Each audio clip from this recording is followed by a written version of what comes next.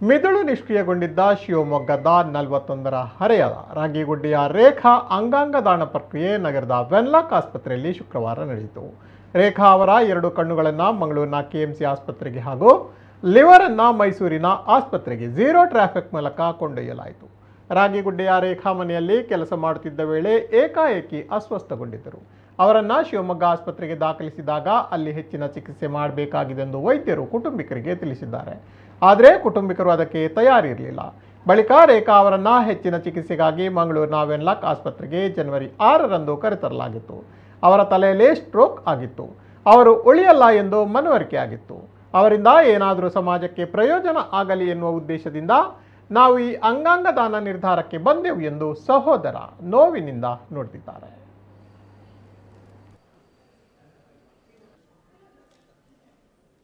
ನಮ್ಮ ಸ್ವಂತ ಅಕ್ಕ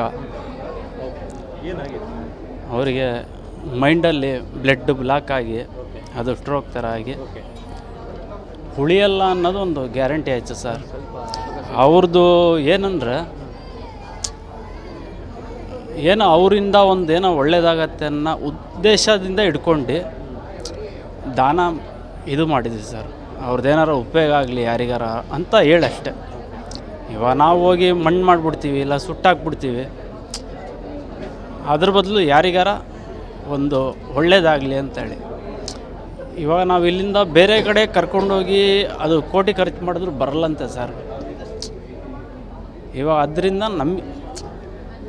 ಅವಳು ನಮ್ಮ ಹತ್ರ ಇರತ್ತೆ ಯಾರಿಗಾರ ಇದು ಸರ್. ಇದು ಭಾನುವಾರ ಆಗಿದ್ದು ಅವರಿಗೆ ಬರೀ ಬಿದ್ದಿದ್ದಷ್ಟೇ ಮನೆಯಲ್ಲಿ, ಅದು ಓವರ್ ಆಗಿ ಇದಾಯಿತು ಸರ್. ರೇಖಾ ಕುಟುಂಬಿಕರು ಆಕೆಯನ್ನ ಇಲ್ಲಿಗೆ ಜನವರಿ 6ಕ್ಕೆ ಕರೆದುಕೊಂಡು ಬಂದಿದ್ರು. ಇಲ್ಲಿಗೆ ಬಂದಾಗ ಆಕೆಯ ಮೆದುಳು ನಿಷ್ಕ್ರಿಯವಾಗಿತ್ತು. ವೈದ್ಯರು ನಿರ್ಧಾರ ಮಾಡಿ ಮನೆ ಮಂದಿಗೆ ಆಕೆಯ ಬಗ್ಗೆ ನಾವು ಮನವರಿಕೆಯನ್ನು ಮಾಡಿಕೊಟ್ಟೆವು. ರಾಜ್ಯ ಸಮಿತಿ ಜೊತೆಗೆ ಚರ್ಚೆಯನ್ನು ಮಾಡಿ ಅಲ್ಲಿಂದ ಟೀಮ್ ಕೂಡ ಬಂದಿತ್ತು. ಸಮಾಜಕ್ಕೆ ಇದೊಂದು ಒಳ್ಳೆಯ ಸಂದೇಶವಾಗಿದ್ದು ಅಂಗಾಂಗಕ್ಕಿಂತ ದೊಡ್ಡ ದಾನ ಇನ್ನೊಂದಿಲ್ಲ ಎಂದು ವೆನ್ಲಾಕ್ ಆಸ್ಪತ್ರೆಯ ವೈದ್ಯರು ತಿಳಿಸಿದ್ದಾರೆ. ವೆನ್ಲಾಕ್ ಸರ್ಕಾರಿ ಆಸ್ಪತ್ರೆಯ 176 ವರ್ಷಗಳ ಇತಿಹಾಸದಲ್ಲಿ ಮೊದಲ ಬಾರಿಗೆ ಅಂಗಾಂಗ ದಾನ ಪ್ರಕ್ರಿಯೆಯನ್ನು ನಡೆಸಲಾಗಿದೆ. ಎಲ್ಲ ರೀತಿಯ ಪರೀಕ್ಷೆಗಳನ್ನು ಪೂರ್ಣಗೊಳಿಸಿ ಮಿದುಳು ನಿಷ್ಕ್ರಿಯಗೊಂಡಿರುವುದನ್ನು ಖಚಿತಪಡಿಸಿಕೊಂಡು ಮುಂದಿನ ಪ್ರಕ್ರಿಯೆ ನಡೆಸಲಾಯಿತು ಎಂದು ವೆನ್ಲಾಕ್ ಆಸ್ಪತ್ರೆಯ ಅಧೀಕ್ಷಕ ಡಾಕ್ಟರ್ ಶಿವಪ್ರಕಾಶ್ ಮಾಹಿತಿಯನ್ನು ನೀಡಿದರು.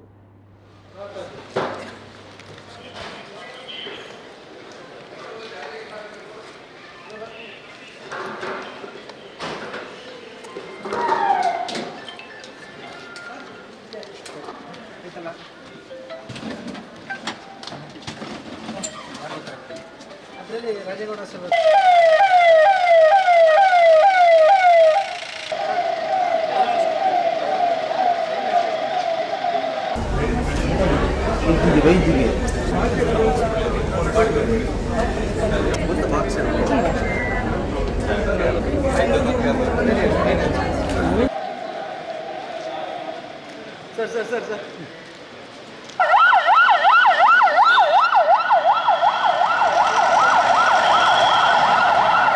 ಅಶೋಕ್ ಸಂಜೀವಿನಿ ಹಾಸ್ಪಿಟ್ಲ್ ಶಿವಮೊಗ್ಗದಿಂದ ಅಲ್ಲಿ ರೆಫರ್ ಆಗಿರೋ ಕೇಸ್ ಇದು.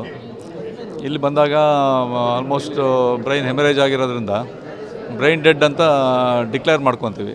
ಒಂದ್ಸಲಿ ಬ್ರೈನ್ ಡೆಡ್ ಅಂತ ಡಿಕ್ಲೇರ್ ಆದಮೇಲೆ ನಮ್ಮಲ್ಲಿ ಪದ್ಮ ಅಂತ ಇದ್ದಾರೆ, organ donation coordinator, doctor Vijayakumar ಅದಕ್ಕೆ ನೋಡಲ್ ಆಫೀಸರು. ಸೊ ಎಲ್ಲ ಡಿಸೈಡ್ ಮಾಡಿ ಅವರಿಗೆ ಮೋಟಿವೇಟ್ ಮಾಡಿದಾಗ ಅವರು ಬ್ರದರ್ಸ್ ಅವ್ರ ಕಸಿನ್ಸ್ ಎಲ್ಲ ಒಪ್ಕೊತಾರೆ. ಅವರಿಗೆ ಹಸ್ಬೆಂಡ್ ಇಲ್ಲ, 41 ಇಯರ್ ಓಲ್ಡ್, ಅವ್ರ ತಾಯಿ ಜೊತೆಗಿದ್ದಾರೆ. ಸೊ ಡೊನೇಷನ್ ಮಾಡಲಿಕ್ಕೆ ಒಪ್ಕೊಂಡ ಮೇಲೆ ನಾವು ಸ್ಟೇಟ್ ಲೆವೆಲಲ್ಲಿ ಕೋಆರ್ಡಿನೇಟ್ ಮಾಡಿಕೊಂಡು ಟೀಮ್ ಬರುತ್ತೆ. ಆ್ಯಕ್ಚುಲಿ NH-ಇಂದ ಲಂಗ್ಸು ಹಾರ್ಟೆಲ್ಲ ತೊಗೊಂಡು ಹೋಗೋದಿತ್ತು. ಅವರು ರಿಸೀವ್ ಮಾಡಲಿಕ್ಕೆ ಏನೋ ಡಿಕ್ಲೈನ್ ಆಯಿತು ಅನಿಸುತ್ತೆ, ಆ ಥರ ಪ್ರಾಬ್ಲಮ್ ಆಯಿತು. ಕಿಡ್ನಿ ಕೂಡ ಅಷ್ಟೇ. But liver is fine. ಈಗ ಆಪ್ರೇಷನ್ ಆಯಿತು ಮತ್ತು ಅದನ್ನು ತೆಗೆದಾಯಿತು. ಈಗ ಒಂದು 10 ಮಿನಿಟ್ಸಲ್ಲಿ ಹೊರಡುತ್ತೆ. BGS ಅಪೋಲೋ ಮೈಸೂರಿಗೆ ಹೊರಡುತ್ತೆ. ಇದು ಒಂದು ಒಳ್ಳೆ ಮೆಸೇಜು ಸಮಾಜಕ್ಕೆ. ಡೆತ್ ಆದಮೇಲೆ ಒಂದು ಆರ್ಗನ್ ಡೊನೇಷನ್ ಮಾಡೋದು ತುಂಬ ಒಳ್ಳೆ, ಇದಕ್ಕಿಂತ ಇನ್ನೂ ದೊಡ್ಡ ದಾನ ಇಲ್ಲ ಅಂತ ಹೇಳ್ಬೋದು. ಇದು ವೆನ್ಲಾಕಲ್ಲಿ 176 ವರ್ಷ ಇತಿಹಾಸದಲ್ಲಿ ಇದು ಮೊದಲನೇ